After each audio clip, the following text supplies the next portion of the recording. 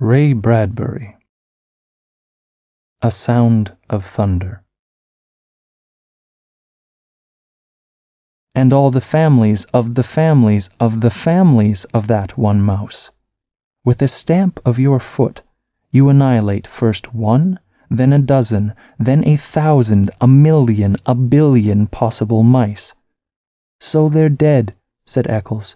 So what? So what? Travis snorted quietly. Well, what about the foxes that'll need those mice to survive? For want of 10 mice, a fox dies. For want of 10 foxes, a lion starves. For want of a lion, all manner of insects, vultures, infinite billions of life forms are thrown into chaos and destruction. Eventually, it all boils down to this. 59 million years later, a caveman, one of a dozen on the entire world, goes hunting wild boar or saber-toothed tiger for food. But you, friend, have stepped on all the tigers in that region by stepping on one single mouse. So the caveman starves. And the caveman, please note, is not just any expendable man. No, he is an entire future nation. From his loins would have sprung 10 sons. From their loins, 100 sons, and thus onward to a civilization. Destroy this one man, and you destroy a race, a people, an entire history of life. It is comparable to slaying some of Adam's grandchildren. The stomp of your foot on one mouse could start an earthquake, the effects of which could shake our earth and destinies down through time to their very foundations. With the death of that one caveman, 1 billion others yet unborn are throttled in the womb.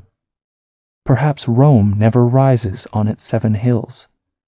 Perhaps Europe is forever a dark forest, and only Asia waxes healthy and teeming. Step on a mouse, and you crush the pyramids. Step on a mouse, and you leave your print like a Grand Canyon across eternity. Queen Elizabeth might never be born. Washington might not cross the Delaware. There might never be a United States at all. So be careful. Stay on the path. Never step off. I see, said Eccles. Then it wouldn't pay for us even to touch the grass. Correct. Crushing certain plants could add up infinitesimally. A little error here would multiply in 60 million years, all out of proportion. Of course, maybe our theory is wrong. Maybe time can't be changed by us. Or maybe it can be changed, only in little subtle ways. A dead mouse here makes an insect imbalance there, a population disproportion later, a bad harvest further on, a depression, mass starvation, and finally a change in social temperament in far-flung countries. Something much more subtle, like that. Perhaps only a soft breath, a whisper, a hair, pollen on the air, such a slight change that unless you looked close, you wouldn't see it.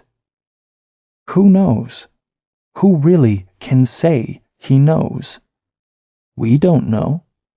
We're guessing. But until we do know for certain whether our messing around in time can make a big roar or a little rustle in history, we're being damned careful. This machine, this path, your clothing and bodies were sterilized, as you know, before the journey. We wear these oxygen helmets so we can't introduce our bacteria into an ancient atmosphere.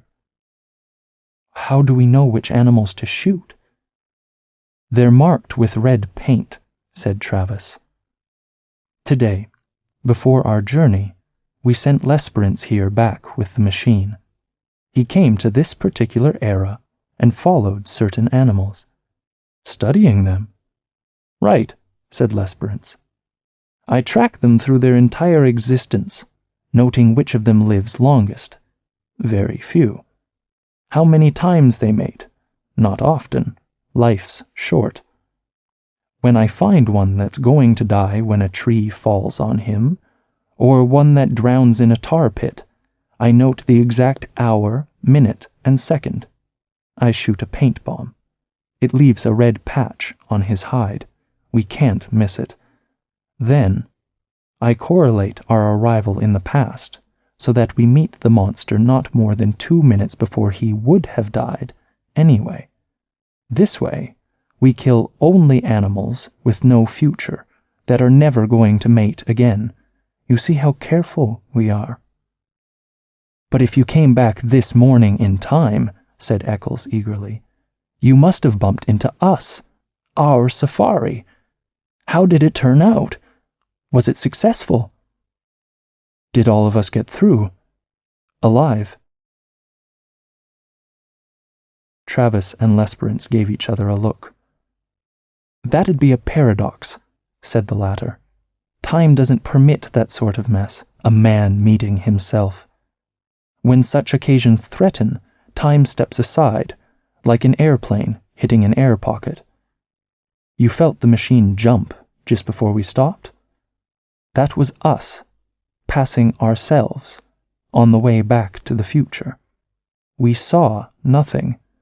There's no way of telling if this expedition was a success, if we got our monster, or whether all of us, meaning you, Mr. Eccles, got out alive. Eccles smiled palely. Cut that, said Travis sharply. Everyone on his feet. They were ready to leave the machine.